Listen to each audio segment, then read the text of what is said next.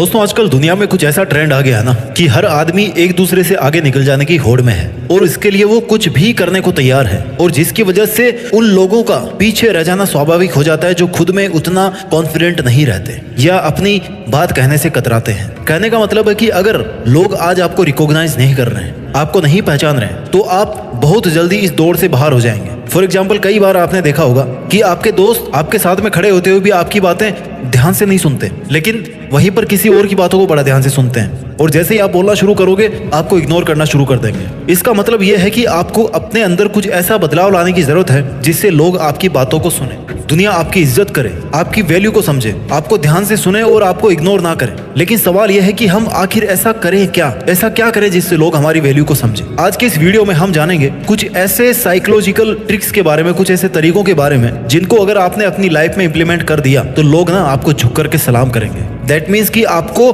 Seriously लेना शुरू करेंगे, आपकी बातों की वैल्यू करेंगे और आपको ध्यान से सुनेंगे। तो अभी इस पल के बाद में इस वीडियो को लास्ट तक देखने से पहले मत छोड़ना। मेथड नंबर 1, लोगों को ना कहना सीखो। लर्न टू से नो। दोस्तों, अगर आप किसी को खुश करने के लिए, उसको कंफर्टेबल करने के लिए उसकी हर बात में हाँ में हाँ मिलाते जा रहे हो ना, तो भाई ऐसा करना आपको नीचे ला रहा है, क्योंकि लोग आपको हल्के में लेना शुरू कर देते हैं जब आप उनके लिए हमेशा अवेलेबल रहते हो, जब आप उनको ना नहीं कह पाते। उनको तो पता है कि यार इसको तो मैं कहूंगा तो ये तो मान ही जाएगा, इसको क्या कन्विंस करना, लेकिन आप ना कहना सीखो। जी हाँ, आपके अंदर अपने कामों को छोड़कर दूसरों के काम को करना है कि नहीं करना, उसको आप अच्छे से फैसला करके उसके बाद में करो। जरूरी नहीं है कि आप इस पूरी दुनिया को खुश रखोगे तो आप खुश रह पाओगे, ऐसा नहीं है। दूसरों को खुश रखने की चाह में आप दूसरों के हर काम के लिए हाँ पे हाँ करते जाते हो, लेकिन धीरे धीरे वो लोग आपकी बात का फायदा उठा लेते हैं और आपके मुंह लग जाते हैं। देखते ही देखते आपकी वैल्यू का भी कचरा होने लगता है। मेथड नंबर 2, कि जरूरत के वक्त ही बोलो। Don't talk too much. अगर आप जरूरत से ज्यादा बोलोगे ना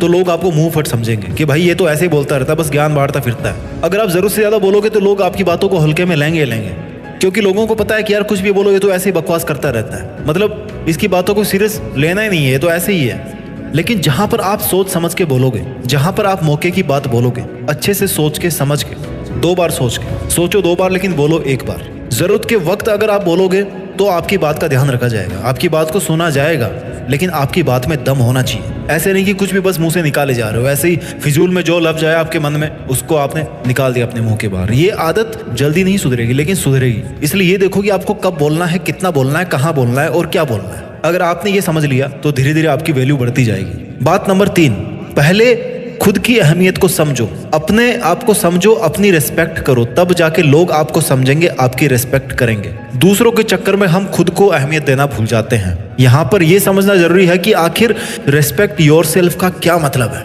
इसका मतलब यह है कि आप अपने जो प्रयास कर रहे हैं उसकी कद्र करो, आप अपने लक्ष्य की कद्र करो, अपना जो सेल्फ डिसिप्लिन आपने मेंटेन किया है उसको मेंटेन करो, उसकी आप इज्जत करो। और अगर आप आपके पास में जो कुछ भी है उनकी अगर आप इज्जत करोगे, चाहे वो आपकी क्वालिटी हो, चाहे आपके पास में फिजिकल पोजीशन हो, कुछ भी हो, अगर आप उनकी अहमियत समझोगे तब दूसरे उनकी अहमियत समझेंगे। अपने कामों में एक क्वालिटी लेके आओ, अपने वर्क में एक क्वालिटी लेकर के आओ, उसकी वैल्यू को समझो। पॉइंट नंबर 4, कि बार बार माफी मांगना बंद करो। हम सभी लोग इंसान हैं, हमसे गलती होना भी लाजमी है, लेकिन वही गलती अगर बार बार होती रहे तो ये गलती नहीं कहलाती। हम अगर किसी काम को लेके लोगों से छोटी छोटी बातों पर भी सॉरी बोलना शुरू कर देते हैं ना, तो लोगों की नजर में हमारी इमेज भी वैसी बन जाती है कि भाई ये तो ऐसे ही है। इससे भी बड़ी बात यह है कि जितनी बार सॉरी बोलकर दूसरों को या खुद को कंफर्टेबल करते हैं ना, उतना हमारे दोबारा गलती करने के चांसेस भी उतने ही ज्यादा होते हैं। अब हम तो बार बार सॉरी बोल करके एक तरफ से हट जाते हैं, लेकिन लोग क्या सोचते हैं कि यार ये तो ऐसे ही है, गलती करता है, सॉरी बोलता है, गलती करता है, सॉरी बोलता है, इसको तो हटाओ, इससे बात ही नहीं करनी, ये मतलब का इंसान नहीं है, काम का इंसान नहीं है, ये ऐसे ही है, फालतू का। इसलिए अगर आप किसी को सॉरी बोल रहे हो तो उसको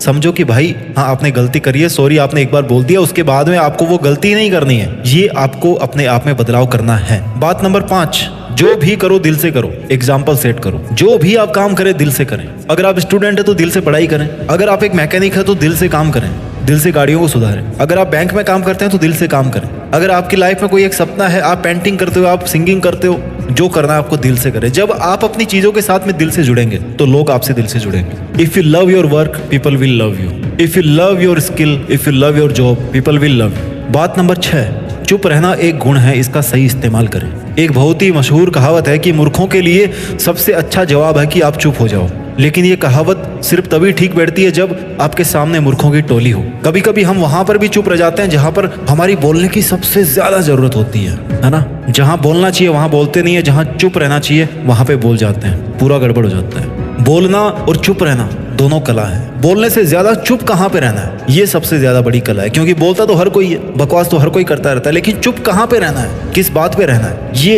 एक बहुत बड़ी बात है, बहुत बड़ा रहस्य है। इसलिए याद रखिए कि चुप रहना एक प्रकार का टूल है जो आपकी पर्सनल डेवलपमेंट के लिए बेहद जरूरी है। इसलिए उस टूल का कब, कैसे और कितना इस्तेमाल करना है, इस पर गौर करना आपकी जिम्मेदारी है। आपकी यही खूबी देखना देखते देखते लोगों को आपका दीवाना बना देगी। आदत नंबर 7, एक सकारात्मक दृष्टिकोण को अपनाएं। Keep a positive attitude and approach. बहुत से लोग ना हमेशा अपनी परेशानियों को लेकर के दूसरों के पास जाते रहते हैं, उनको लगता है कि वहां से सॉल्यूशन मिल जाएगा, लेकिन होता यह है कि वो लोग जिनको वो अपनी प्रॉब्लम्स बताते हैं वो उससे चिढ़ना शुरू कर देते हैं। क्यों? क्योंकि प्रॉब्लम एक बार बताई जाती, 2 बार बताई जाती है, 10 बार बताई जाती है, 100 बार बताओगे तो क्या होगा? लोग यही समझेंगे ये तो बेवकूफ है, बस इसको कुछ काम है नहीं, हमारा टाइम और खराब करने आ जाता है। पॉजिटिव एटीट्यूड बनाओ। अगर आप अपनी प्रॉब्लम आप सॉल्व नहीं कर सकते तो कोई और इस दुनिया में नहीं कर सकता, उसको कर ही नहीं सकता कोई। आप अपनी अप्रोच तो ठीक रखो पहले। एक आदमी वो होता है जो एक के बाद एक कितनी भी समस्याएं झेलनी पड़े फिर भी वो आगे बढ़ता रहता है, चाहे फाइनेंशियल तौर पे हो, चाहे सोशल तौर पे हो, चाहे रिलेशन के बेस पे हो। लेकिन वहीं पर एक आदमी ऐसा होता है जिसकी जिंदगी में सब कुछ ठीक ठाक चल रहा है, उसकी उतनी भी गंदी लाइफ नहीं है, लेकिन फिर भी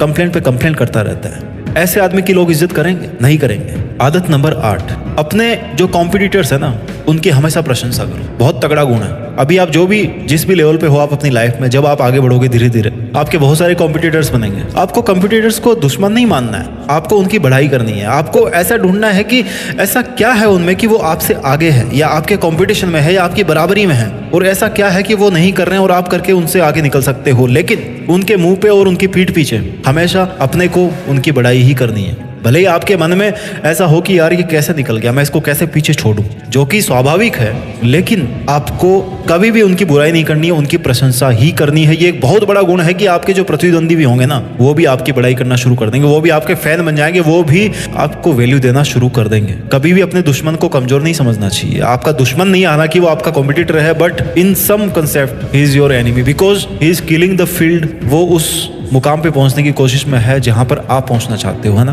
तो दुश्मनी हुआ ना वो, लेकिन अल्टीमेटली वो भी अपने सपने के लिए काम कर रहा है, आप भी अपने सपने के लिए काम कर रहे हो। इसलिए उसकी प्रशंसा करो कि वो भी उस लेवल तक मेंटेन है जहां पर आप हो। ये एक बहुत बड़ी कला है कि वो भी आपकी वैल्यू करना सीख जाएगा। ट्रिक नंबर 9, अपनी सीमा में रहना सीखो। Know your boundaries. आपकी बाउंड्रीज क्या है? बाउंड्री का मतलब क्या है? आपका डिसीजन, आपका कंट्रोल, कहां पर आपको इंटरसेप्ट करना है कि नहीं करना। एक वक्त था जब लोगों का कहना था कि पेड़ पौधों में जीवन कैसे हो सकता है, ये ना तो बोलते, ना चलते, ना खाते हैं। लेकिन भारत के महान वैज्ञानिक जगदीश चंद्र जी ने क्या कहा कि भैया पौधे सजीव हैं। जब इस बात को शुरू में नकारा जा रहा था ना तो उन्होंने किसी का विरोध नहीं किया, ना ही किसी को मनाने की कोशिश की, बस अपने काम पे ध्यान दिया और एक्सपेरिमेंट को सफल बना करके बातों को सही साबित किया। ऐसा वो इसलिए कर पाए क्योंकि उनको अपनी सीमाएं पता थी कि मेरी सीमा है काम करना, किसी को मनाना मेरी सीमा नहीं है, वो मेरी सीमा के बाहर है। ना ही वो बैठ करके रोए, क्योंकि रोना उनकी सीमा के बाहर था, उनकी सीमा के अंदर था कि खुद का काम करो, खुद खुश रहो बस। उन्हें अपने पर विश्वास था, उन्होंने अपनी सीमाओं से बाहर जाकर के किसी की चापलूसी नहीं करी, वो काम नहीं किया जो उनको नहीं करना चाहिए था, उन्होंने वो काम किया जो उनको करना चाहिए था। ऐसे बहुत सारे लोग हैं दुनिया में जो अपनी सीमा में रह करके वो काम करते हैं जो उनको करना चाहिए।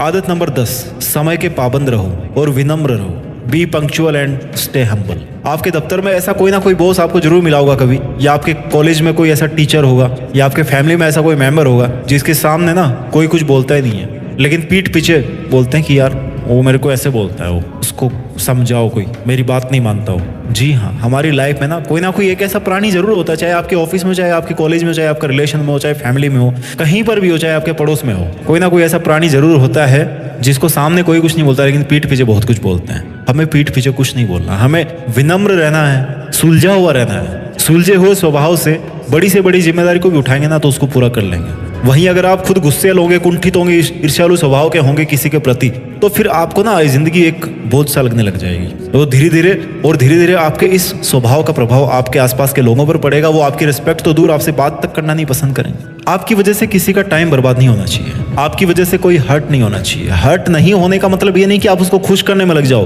पर आप कोई ऐसी बात मत बोलो कि सामने वाला हर्ट हो जाए। हर किसी इंसान का एक ईगो लेवल होता है, ठीक है, उसको क्रॉस मत करो। जब तक कि आपको कोई फर्क नहीं पड़ रहा वो बात बोलने से या नहीं बोलने से, तो आप वो बात क्यों बोल रहे हो उसको? आपका भी एक ईगो है, आपका भी एक सेल्फ रिस्पेक्ट है, सामने वाले का भी कोई सेल्फ रिस्पेक्ट है, उसको मत तोड़ो। इज्जत दोगे तो इज्जत मिलेगी। ये थे लाइफ के 10 ऐसे रूल्स जिनको अगर आप अपनी जिंदगी में फॉलो करोगे तो आज आपको जितनी वैल्यू मिल रही है ना, उससे ज्यादा ही वैल्यू दुनिया आपकी आने वाले टाइम में करेगी। दुनिया आपकी कायल हो जाएगी कि भैया बंदा हो तो ऐसा। आई होप आपको ये वीडियो अच्छा लगा होगा। अच्छा लगा हो तो बहुत मेहनत कीजिए अपनी जिंदगी में, अपना ख्याल रखिए, आगे बढ़ते रहिए और देश में अपना नहीं बल्कि दुनिया में देश का नाम कीजिए। जय हिंद, वंदे मातरम।